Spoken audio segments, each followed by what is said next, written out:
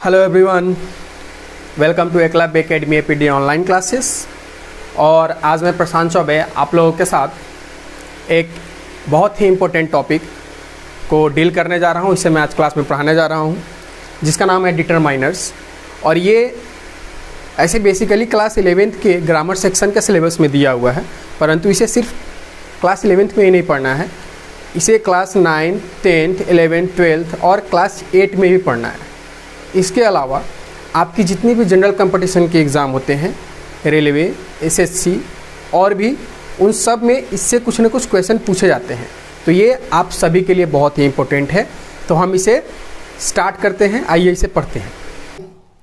Start करते हैं determiners.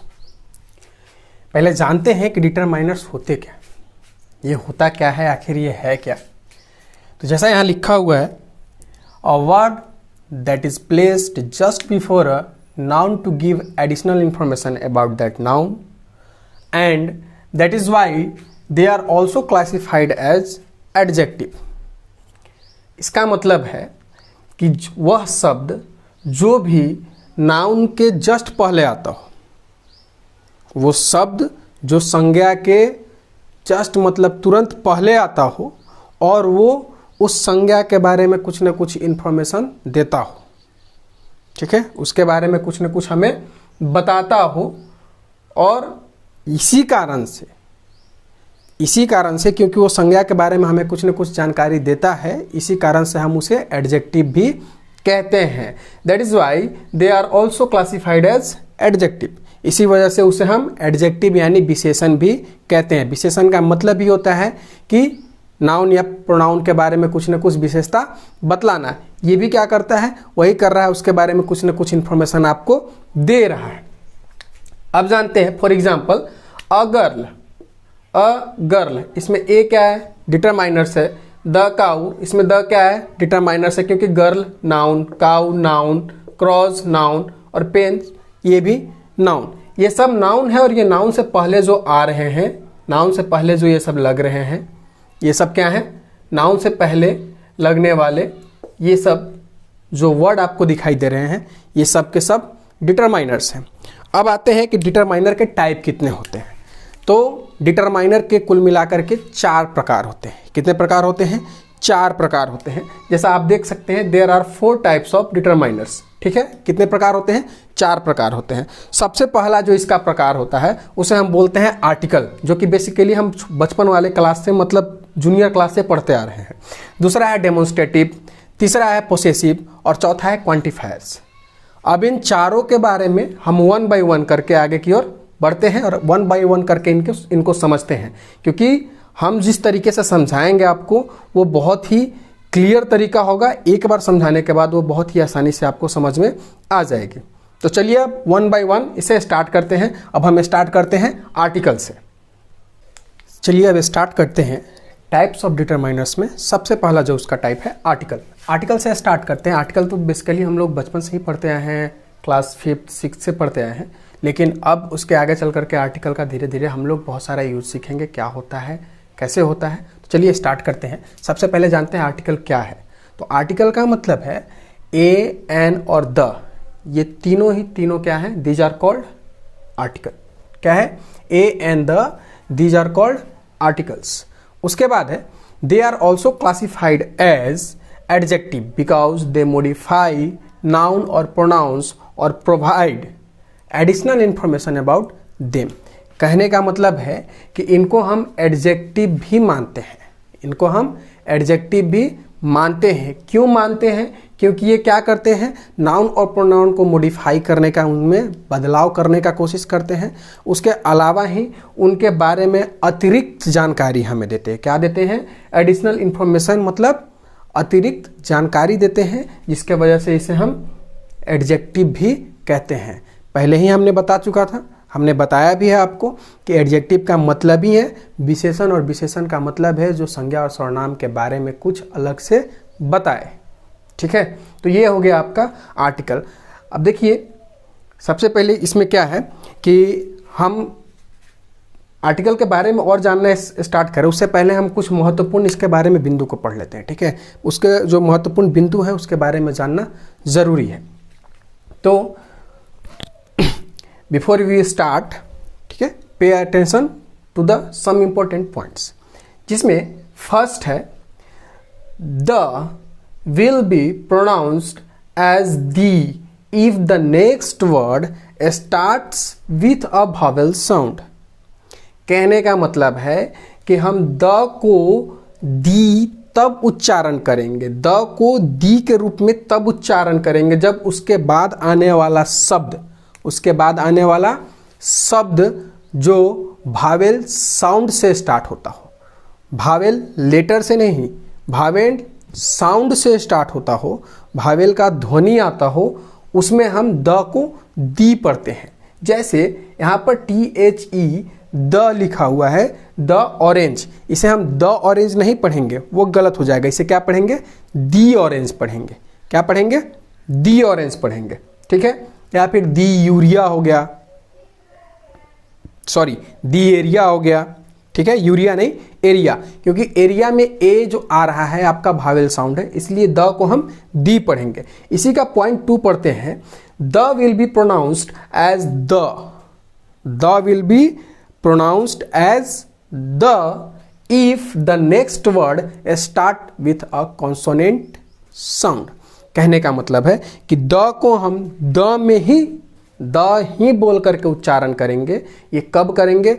जब उसके बाद आने वाला शब्द का प्रारंभिक अक्षर किससे स्टार्ट हो? कॉन्सोनेंट साउंड से स्टार्ट होता हो, उससे शुरुआत होता हो, उसका उच्चारण कॉन्सोनेंट साउंड से होता हो, तो उस समय हम इसको द पढ़ के बुलाएंगे। जैसे द यूनिवर्सिटी, देखिएगा, ध्यान रखिएगा, यहाँ यू है, और जैसा कि हम जानते हैं कि भावेल्स में क्या होता है? A-E-I-O-U। हमने यही पढ़ा है कि जो भावेल्स होते हैं वो 5 होते हैं, A-E-I-O-U। आप बोलिए कि यू से स्टार्ट हो रहा है, फिर भी हम द यूनिवर्सिटी पढ़ रहे हैं। इससे कोई मतलब नहीं रखता है कि आपका स्टार्ट किससे हो रहा है, इससे कोई मतलब नहीं रखता है कि आपका स्टार्ट किस वर्ण से हो रहा है, आपका उच्चारण किस में हो रहा है, उससे मतलब रखता है। और हमें जो भावेल्स होते हैं उनके उच्चारण अ से लेकर के अ तक के बीच में होते हैं। यहाँ यूनिवर्सिटी य से उच्चारण हो रहा है, किससे हो रहा है? य से उच्चारण हो रहा है, जिसके वजह से ये कॉन्सोनेंट है। और कॉन्सोनेंट के पहले लगने वाला THE को हम द पढ़ेंगे। क्या पढ़ेंगे? द पढ़ेंगे। क्लियर है? कोई दिक्कत नहीं है यहाँ पर। चलिए इसके आगे जानते हैं कि आर्टिकल के टाइप कितने होते हैं। आर्टिकल के टाइप कितने होते हैं? आर्टिकल के मुख्यतः 2 प्रकार होते हैं। कितने प्रकार होते हैं? 2 प्रकार होते हैं। सबसे पहला है डेफिनेट आर्टिकल, जिसमें सिर्फ द आता है। क्या आता है? THE द आता है। और दूसरा है इनडिफिनिट आर्टिकल, जिसमें ए और एन आते हैं। ये डिफिनिट आर्टिकल क्या है और इनडिफिनिट आर्टिकल क्या है? तो डिफिनिट आर्टिकल का मतलब है कि वो आर्टिकल जो सामान्यतः या प्रायः किसी पार्टिकुलर, मतलब व्यक्तिगत, विशेष, क्या विशेष पर्सन, प्लेस और सामान को क्या करता हो? दिखाता हो, उसके साथ लगता हो। ये बेसिकली किसको पॉइंट आउट करता है? पार्टिकुलर पर्सन, प्लेस और थिंग। जब कोई भी पार्टिकुलर चीज आए तो उसके साथ हम द का प्रयोग करते हैं, डिफिनिट आर्टिकल का प्रयोग करते हैं। और उसके अलावा जो इनडिफिनिट आर्टिकल है, it does not point out any particular person, place और थिंग। ये किसी पार्टिकुलर पर्सन, प्लेस, थिंग के लिए नहीं आता है, उसके लिए हम इसका प्रयोग नहीं करते हैं। पार्टिकुलर के लिए अगर हम प्रयोग करेंगे तो द, और अगर उसके लिए नहीं करते हैं तो ए और एन। अब कैसे पता चलेगा? चलिए कुछ एग्जाम्पल के माध्यम से हम इसको समझने की कोशिश करते हैं, ठीक है। कुछ एग्जाम्पल के माध्यम से हम इसको समझने का कोशिश करते हैं। चलिए आगे बढ़ते हैं। जैसा कि अभी हमने पढ़ा कि आर्टिकल कितने प्रकार के होते हैं? 2 प्रकार के होते हैं। सबसे पहला है डेफिनेट आर्टिकल, जिसमें द आता है, और दूसरा है इनडेफिनेट आर्टिकल, जिसमें ए और एन आते हैं।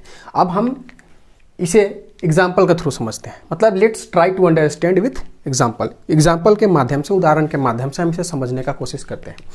डेफिनेट आर्टिकल क्या कहता था? डेफिनेट आर्टिकल कहता था कि द जो है वो किसी पार्टिकुलर पर्सन, प्लेस और थिंग के लिए ही यूज किया जाता है। तो इसमें देखिए, this is the phone, this is the phone. यहां पर जो द है वो फोन के पहले आ रहा है, लेकिन ये वो फोन है जिसके बारे में पहले से बात कर रहा था। मतलब ये कोई ना कोई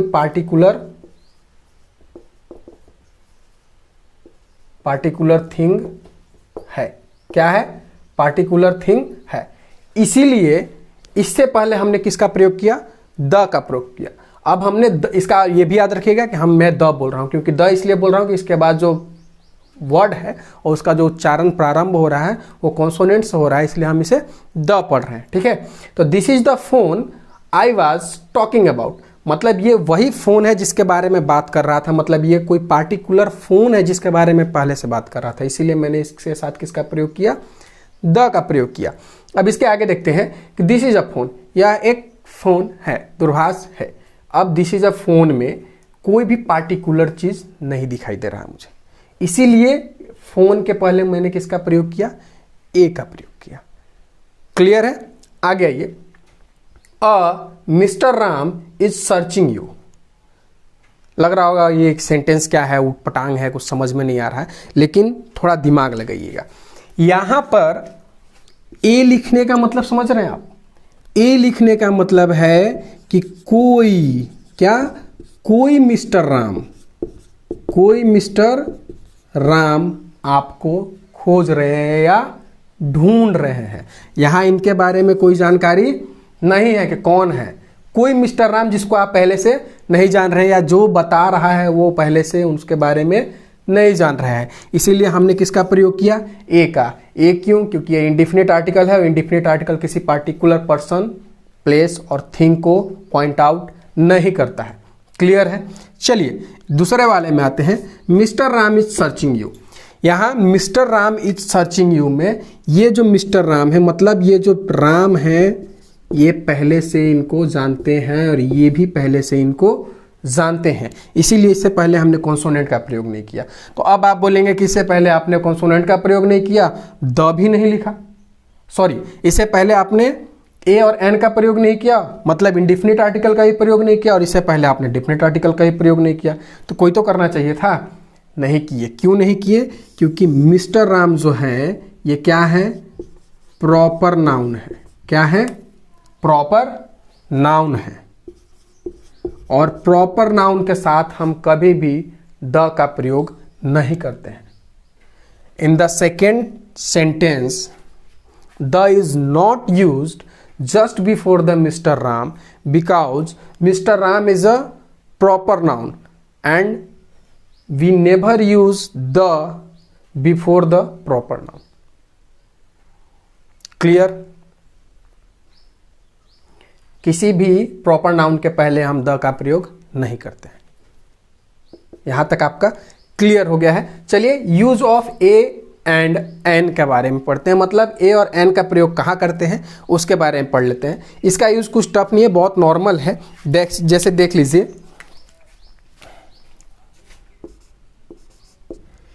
ए will be used if the next word, a will be used if the next word starts with a consonant sound। आप ध्यान दीजिएगा, हमने क्या बोला? A will be used if the next word start with a consonant sound। तो हम उसमें किसका प्रयोग करेंगे? ए का प्रयोग करेंगे। हमने कॉन्सोनेंट साउंड लिखा है, कॉन्सोनेंट लेटर नहीं लिखा है, ध्यान में रखिएगा। ए किसके साथ? जो कॉन्सोनेंट साउंड देता हो। A dog,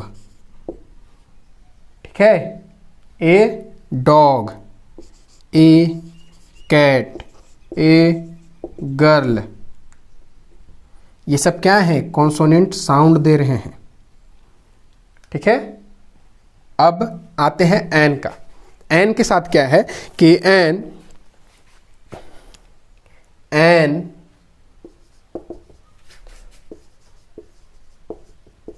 generally used with a word which starts with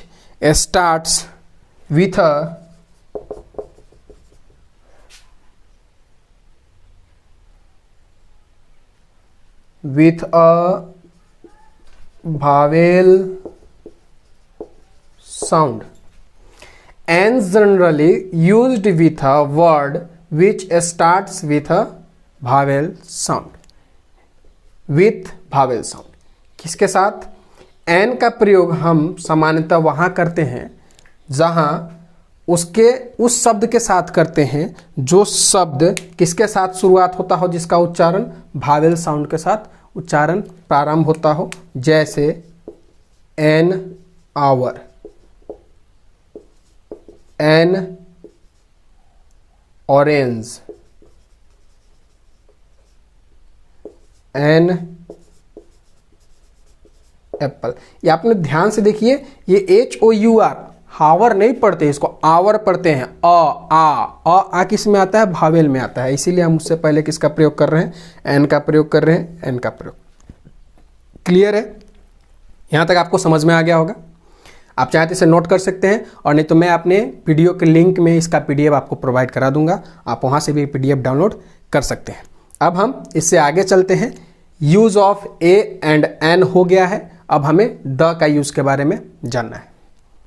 चलिए, हमने ए का और एन का प्रयोग देख लिया है। अब हमें देखना है यूज ऑफ द। किसके बारे में पढ़ना है? यूज ऑफ द का प्रयोग हम कहाँ कहाँ करते हैं। तो द का सबसे पहला जो प्रयोग हम लोग करते हैं वो करते हैं किसी यूनिक पीपुल या ऑब्जेक्ट के साथ। यूनिक पीपुल या ऑब्जेक्ट के साथ कहने का मतलब है कि आप यूनिक पीपुल में आपके देश के राष्ट्रपति हो सकते हैं, प्रधानमंत्री हो सकते हैं, और यूनिक ऑब्जेक्ट में प्लैनेट हो सकता है, स्काई हो सकता है, मून हो सकता है, अर्थ हो सकता है। तो पहला है with unique people and object. इसमें हम लिख सकते हैं द प्रेसिडेंट। ये तो यूनिक पीपुल हो गए। अब यूनिक ऑब्जेक्ट क्या हो सकता है? यूनिक ऑब्जेक्ट हो सकता है the moon, the sun, the earth, the sky, etcetera. ये सब जितने भी हैं यूनिक, वो सब के साथ क्या यूज करते हैं? हम किसका प्रयोग करते हैं? द का प्रयोग करते हैं। क्लियर है? उसके बाद है with historical buildings, museums and monuments. ठीक है? हिस्टोरिकल मतलब पुराना, प्राचीन काल के जितने भी हमारे पास बिल्डिंग हैं, म्यूजियम्स हैं और मोन्यूमेंट्स हैं, स्मारक हैं, और ये म्यूजियम है जहाँ पर सब रखा जाता है, संग्रहालय है। तो उन सब के पहले हम द का प्रयोग करते हैं। जैसे द ताजमहल, पुराना है ना, इसीलिए हम द का प्रयोग कर रहे हैं। द चार मीनार, और क्या क्या हो सकता है? The Lal Qila, the Qutub Minar. ये सब क्या है? हिस्टोरिक प्लेस हैं, म्यूजियम हैं और मोनूमेंट्स हैं। इस सब के पहले हम किसका प्रयोग करते हैं? द का प्रयोग करते हैं। ध्यान दीजिएगा। उसके बाद है ऑर्डिनल नंबर्स। किसके साथ करते हैं? ऑर्डिनल नंबर्स के साथ करते हैं। ऑर्डिनल नंबर कहने का मतलब है फर्स्ट, सेकेंड, थर्ड, एक्सेट्रा। इसके पहले हम किसका प्रयोग करेंगे? द का प्रयोग करेंगे। The first, the second, the third, the dot dot dot dot. Clear है? द का प्रयोग ऑर्डिनल नंबर्स के साथ भी हम करेंगे। चौथा है with adjectives referring to a whole group of people. कह रहा है कि ऐसे एडजेक्टिव के साथ जो किसी एक ग्रुप को दर्शाता हो। किसको दर्शाता हो? ग्रुप को दर्शाता हो। जैसे मैं लिखता हूं the poor, the rich, the young. ये सब जितने भी शब्द हैं ना, ये सब के सब एक ग्रुप को दर्शाते हैं। किसको दर्शाते हैं? एक समूह को दर्शाते हैं। और काम किसकी तरह करते हैं? एडजेक्टिव की तरह करते हैं। इसीलिए इससे पहले हम किसका प्रयोग कर रहे हैं? द का प्रयोग कर रहे हैं। क्लियर है? नेक्स्ट हम चलते हैं with superlative degree. Superlative degree के साथ भी हम किसका प्रयोग करते हैं? द का प्रयोग करते हैं। The highest. सुपरलेटिव डिग्री का मतलब ही है लास्ट में EST मिल जाए तो वो क्या है? सुपरलेटिव डिग्री है। और the most, the youngest, the richest, the smallest, the tallest, ये सबके साथ किसका प्रयोग करेंगे हम? द का प्रयोग करेंगे। क्लियर है? उसके बाद the river, canals and the oceans, किसके किसके साथ? रिवर के साथ, कैनल्स के साथ, ओशियंस के साथ, सबके साथ हम किसका प्रयोग करते हैं? द का। The Ganga, the Nile, the Pacific, प्रशांत महासागर। मेरा नाम भी प्रशांत महासागर है, मतलब प्रशांत है, महासागर नहीं है। ये नाम है, किसका नाम है? रिवर, कैनल, ओशियंस का। ठीक है, तो इनके साथ भी हम किसका प्रयोग करते हैं? इनके साथ भी हम प्रयोग करते हैं द का। यहां तक आपका क्लियर है कंसेप्ट? आगे चलते हैं with countries that have the plural names. ऐसे देश जिनका नाम ही प्लूरल हो। कौन कौन से हो सकते हैं? जैसे में हो सकता है द नीदरलैंड्स, पहले से यस लगा हुआ है, प्लूरल है। द फिलीपींस, इसमें भी यस लगा हुआ है, प्लूरल है। तो जितने भी प्लूरल देश के नाम हैं उनके पहले हम किसका प्रयोग करते हैं? द का प्रयोग करते हैं। क्लियर है? उसके बाद आते हैं बिफोर द वर्ड होल और आफ्टर द वर्ड ऑल। मतलब होल के पहले, तो मतलब जब भी लिखेंगे होल उससे पहले क्या लिखेंगे? The whole country. समझ में आ गया? होल के पहले क्या लिखना है? द। और यहां आफ्टर द वर्ड ऑल, किसके बाद? ऑल के बाद। All the girls, boys, cups, pens, etcetera etcetera. मतलब ऑल के बाद किसका प्रयोग करना है? द का प्रयोग करना है। आई होप आपको द का यूज समझ में आ गया होगा। एक बार फिर से इसको हम स्पीड में रिवाइज कर लेते हैं। यूनिक पीपुल और ऑब्जेक्ट के साथ हम इसका प्रयोग करते हैं। हिस्टोरिकल बिल्डिंग, मोन्यूमेंट्स, म्यूजियम्स के साथ हम द का प्रयोग करते हैं। ऑर्डिनल नंबर के साथ हम द का प्रयोग करते हैं। एडजेक्टिव जो कि पूरे पीपुल के ग्रुप को दिखाए उसके साथ हम द का प्रयोग करते हैं। सुपरलेटिव डिग्री के साथ हम द का प्रयोग करते हैं। रिवर, कैनल, ओशियंस के साथ हम द का प्रयोग करते हैं। उसके अलावा ऐसे देश जिनका नाम ही प्लूरल फॉर्म में हो उनके साथ हम द का प्रयोग करते हैं। होल के पहले द का प्रयोग करते हैं और ऑल के बाद द का प्रयोग करते हैं। ये हमारा टोटल हो गया द का प्रयोग। अब द का प्रयोग कहाँ नहीं करते हैं इसके बारे में भी जान लीजिए, क्योंकि आगे चल करके वो भी हमें काम आएगा। तो उसके बारे में भी हम जान लेते हैं, उसको भी देख लेते हैं। इसे आप चाहे नोट करना आप तो नोट कर सकते हैं, नहीं तो मैंने बता ही दिया है कि मैं इस वीडियो के नीचे लिंक में आपको PDF दे दूंगा, आप वहाँ से भी डाउनलोड कर सकते हैं। या फिर एक व्हाट्सअप नंबर रहेगा, व्हाट्सअप नंबर लिखा हुआ रहेगा, आप उसके थ्रू भी हमारे पास मैसेज कर सकते हैं और हमसे इसका PDF ले सकते हैं, बिल्कुल फ्री ऑफ कॉस्ट। ठीक है, तो अब इसके आगे हम चलते हैं। अब ये देखते हैं कि यूज ऑफ द तो हो गया, और द का यूज अब कहाँ नहीं करते हैं उसके बारे में पढ़ते हैं। अभी तक हमने देखा कि द का प्रयोग कहाँ करते हैं, अब हमें देखना है कि द का प्रयोग कहाँ नहीं करना है। ठीक है, we are not to use the, मतलब अब हमें ये जानना है कि द का प्रयोग कहाँ करना है, कहाँ नहीं करना है।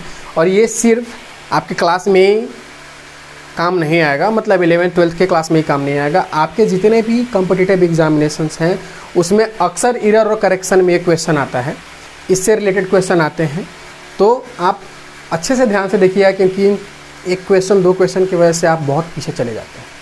इसलिए इस पर खास करके ध्यान दीजिए कि इसका द का प्रयोग कहाँ नहीं करना है। जो मैक्सिमम गलतियाँ कर देते हैं, बच्चे भी कर देते हैं, कैंडिडेट भी कर सकते हैं, तो उससे बचे, वो गलती हम ना करें। इसलिए हमें यह जानना बहुत ज़रूरी है कि द का प्रयोग हमें कहाँ नहीं करना है। ठीक है, तो चलिए देखते हैं।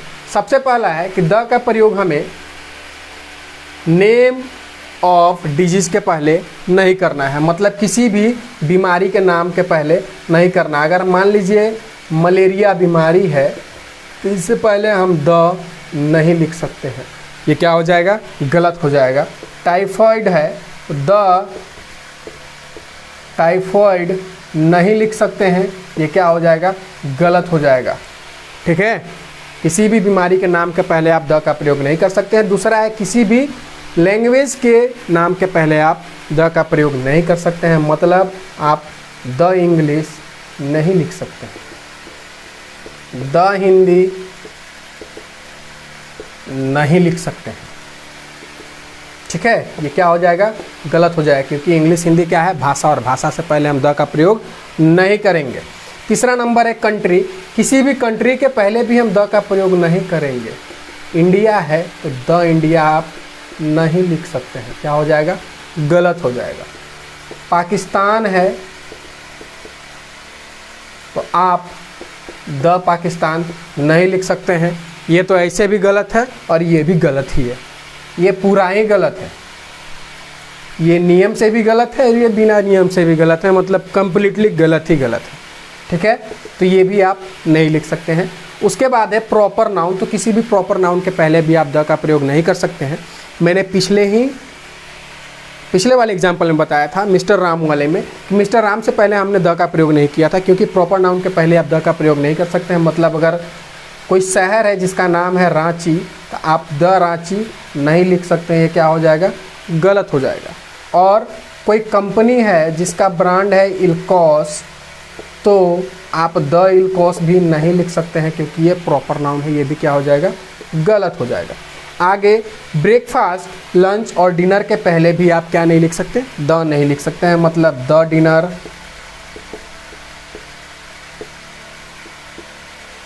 द लंच या द फास्ट, इससे पहले भी आप द का प्रयोग नहीं कर सकते हैं। ये क्या है, ये टोटली क्या है, गलत है, गलत हो जाएगा। तो इस पर आप, आई होप ये आपने पूरी अच्छे तरीके से समझ लिया है और उम्मीद भी करता हूँ ये समझ में आ गया होगा। अगर आप समझ गए हैं तो आगे चलकर ये आपके लिए बहुत ही फायदेमंद है। हमने डिटरमाइनर का सबसे पहला जो टॉपिक था आर्टिकल, इसको हमने क्या किया, कंप्लीट कर लिया है। इससे रिलेटेड कुछ क्वेश्चंस होंगे आपके मन में तो हमारे कमेंट के बॉक्स में आप लिख सकते हैं, या फिर मैं आपको अपना पर्सनल व्हाट्सअप नंबर दे दूंगा, आप उस पर भी हम मेरे थ्रू जुड़ सकते हैं। और इससे रिलेटेड क्वेश्चन आंसर का कुछ PDF मैं उसमें प्रोवाइड कर दूंगा, आप उसे भी देख सकते हैं। आप इसे नोट करना चाहें नोट कर लीजिए। अब हम आगे देखते हैं टाइप्स ऑफ डिटरमाइनर्स में उसका दूसरा टाइप। अब हम स्टार्ट करते हैं डिटरमाइनर के दूसरे टाइप को, जिसे बोला जाता है डेमोस्ट्रेटिव। डेमोस्ट्रेटिव का मतलब ही होता है संकेतवाचक। डेमोस्ट्रेटिव का मतलब होता है संकेतवाचक। सबसे पहले हमने स्टार्टिंग में एक चीज़ छोड़ दिया था, डिटरमाइनर्स को हम बोलते क्या हैं। डिटरमाइनर्स का हिंदी मतलब होता है निर्धारक। डिटरमाइनर्स का हिंदी मीनिंग होता है निर्धारक। ये निर्धारण करते हैं किसी के बारे में। उसी तरह से डिटरमाइनर्स का जो दूसरा रूप है, दूसरा टाइप है, प्रकार है, वो है डेमोस्ट्रेटिव। और डेमोस्ट्रेटिव का हिंदी मतलब होता है संकेतवाचक। ये डेमोस्ट्रेट करते हैं, किसी को बताते हैं, दिखलाते हैं और समझाते हैं कि ये वो है, अपने संकेत के द्वारा। तो इसे क्या कहते हैं, संकेतवाचक। इसके अंतर्गत दिस, दैट, दीज, दोज, ये इनको हम लोग कहते हैं डेमोस्ट्रेटिव डिटरमाइनर्स। इनको क्या कहते हैं, demonstrative determiners. This, that, these, those. अब इनके बारे में जान लीजिए कि अगर डेमोस्ट्रेटिव जो हैं, अगर डेमोस्ट्रेटिव मतलब दिस, दैट, दीज और दोज, वो अगर किसी नाउन के द्वारा फॉलो किए जाते हैं, किसके द्वारा, अगर किसी नाउन के द्वारा फॉलो किए जाते हैं तो ये क्या है, ये उसको मॉडिफाई करते हैं, इसलिए ये डिटरमाइनर है। क्या है, डिटरमाइनर है। लेकिन अगर ये किसी भी नाउन के द्वारा फॉलो नहीं किए जाते, ठीक है, अगर ये किसी भी नाउन के द्वारा फॉलो नहीं किए जाते हैं तो ये प्रोनाउन कहलाते हैं। कैसे, चलिए देखते हैं, इसके बारे में मैं आपको दिखाता हूं। जैसे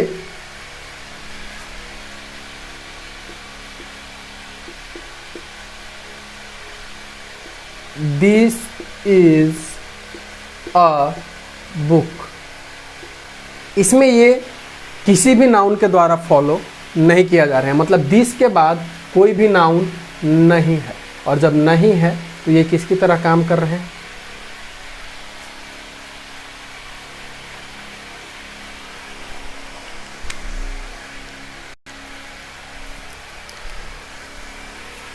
चलिए इसमें देखते हैं कि this is a book.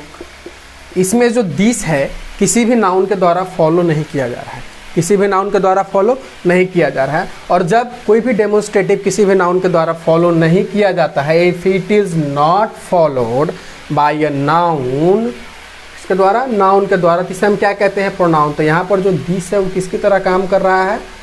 Pronoun की तरह काम कर रहा है। ठीक है, ठीक है। अब इसी जगह this boy is my friend, इसमें जो दिस है वो एक नाउन के द्वारा फॉलो किया जा रहा है, और जब भी डेमोन्स्ट्रेटिव एक नाउन के द्वारा फॉलो किया जाता है तो वो क्या हो जाता है? डिटरमाइनर हो जाता है। क्या हो जाता है? डिटरमाइनर। तो ये आपको समझ में आ गया होगा ये डेमोन्स्ट्रेटिव क्या है। ठीक है, डेमोन्स्ट्रेटिव क्या है? This, that, this, those. इसमें अगर ये किसी भी नाउन के द्वारा फॉलो किया जा रहा है तो वो डेमोन्स्ट्रेटिव डिटरमाइनर्स हो गए, और अगर नाउन के द्वारा फॉलो नहीं किया जा रहा है तो वो क्या हो जाएगा? प्रोनाउन हो जाएगा। क्लियर है? अब आते हैं इसके थर्ड रूप में, डिटरमाइनर्स के तीसरे रूप में, जिसका नाम है पोसेसिव। क्या नाम है? Possessive determiner. ठीक है, अब इसके बारे में पढ़ते हैं कि पोसेसिव का मतलब ही होता है अधिकारवाचक। क्या होता है? अधिकारवाचक। अधिकारवाचक। इसमें हम क्या करते हैं? अधिकार दिखाते हैं, किसी के ऊपर अपना स्वामित्व दिखाते हैं, अधिकार दिखाते हैं। ये मार्कर, मेरा मार्कर, अगर मैं बोल रहा हूँ मेरा मार्कर तो मेरा अधिकार है इस पर, क्या है? मेरा मार्कर। तो इसमें जो मेरा है, माई है, वो क्या है? पोसेसन है, पोसेसिव है। ठीक है, पोसेसन को ही दिखा रहा है। तो his, her, our, your, my, their, its are possessive determiners.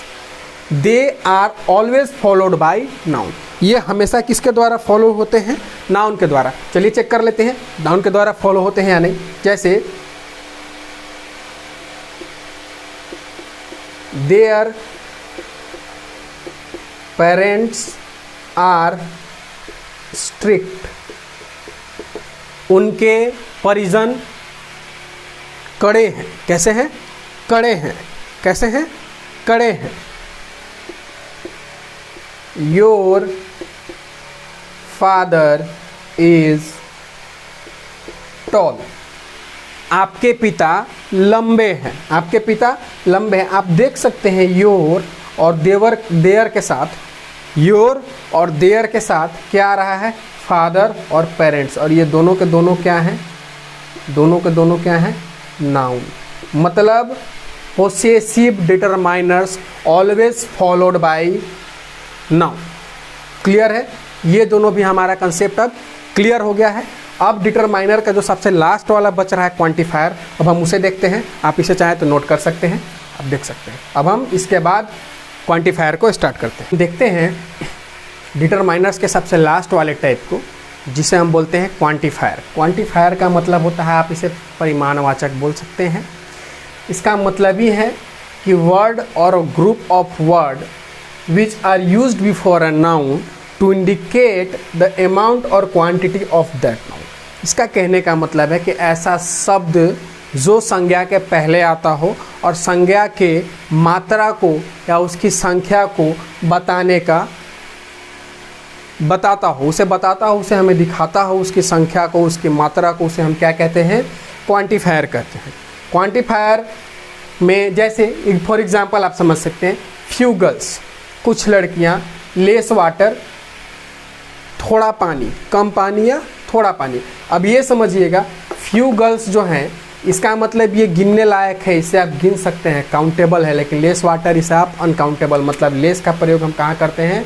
Uncountable के साथ करते हैं, और फ्यू का प्रयोग कहाँ करते हैं? काउंटेबल के साथ करते हैं। सम बॉयज और सम ऑयल, इसका मतलब काउंटेबल के साथ भी सम का प्रयोग होता है और अनकाउंटेबल के साथ भी सम का प्रयोग हम कर सकते हैं, क्योंकि बॉयज़ तो काउंटेबल है लेकिन ऑयल अनकाउंटेबल है।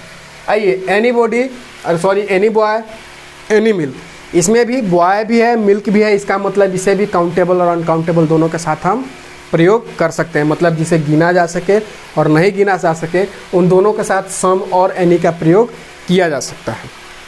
अब सम और एनी के बारे में एक महत्वपूर्ण बात है जिसे आप समझ लीजिए कि सम का जो मोस्टली यूज़ होता है, सम जो है मोस्टली जो यूज़ होता है वो पॉजिटिव सेंटेंस के लिए होता है, मतलब सकारात्मक वाक्यों के लिए होता है, और एनी का जो प्रयोग होता है वो मैक्सिमम नकारात्मक के लिए होता है।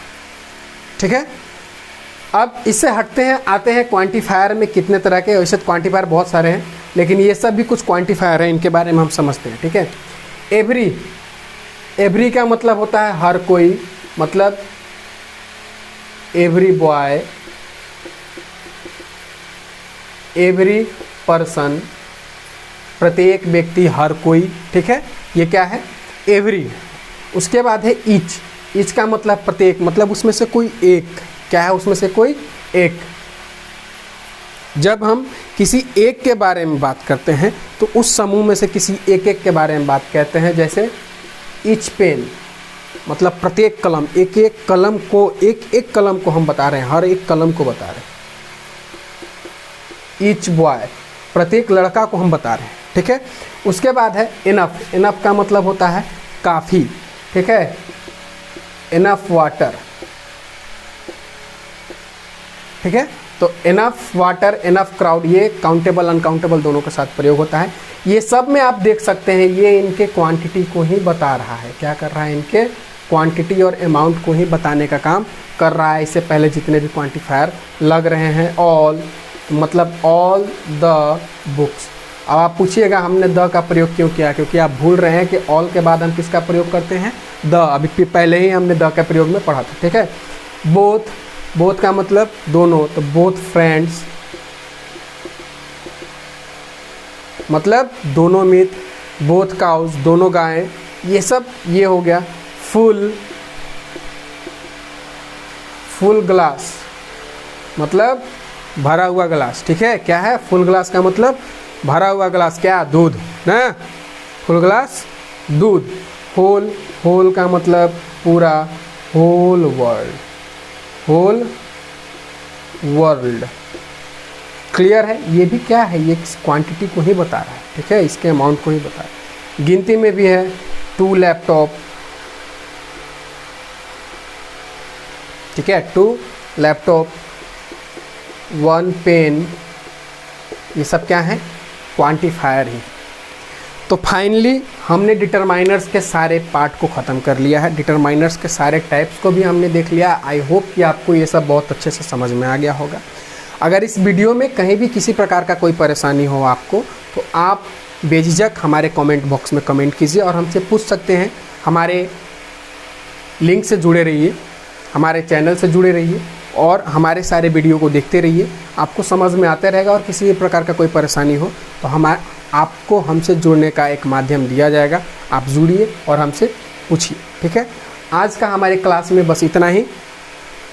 ये हमारा क्लास आज का, हमने इस क्लास को बहुत ही अच्छी तरीके से कंप्लीट कर लिया है। मैं ऐसा आशा करता हूँ मैंने आपको बहुत अच्छे ढंग से पढ़ाया है। अगर फिर भी आपको इसमें किसी प्रकार का कोई परेशानी हो तो आप बेझिझक हमारे इस व्हाट्सअप नंबर पे मैसेज करके हमसे बात कर सकते हैं और हमसे अपनी किसी परेशानी को रख सकते हैं। इसके अलावा आप हमारे चैनल पे आइए, चतुर्वेदीज क्लासेस,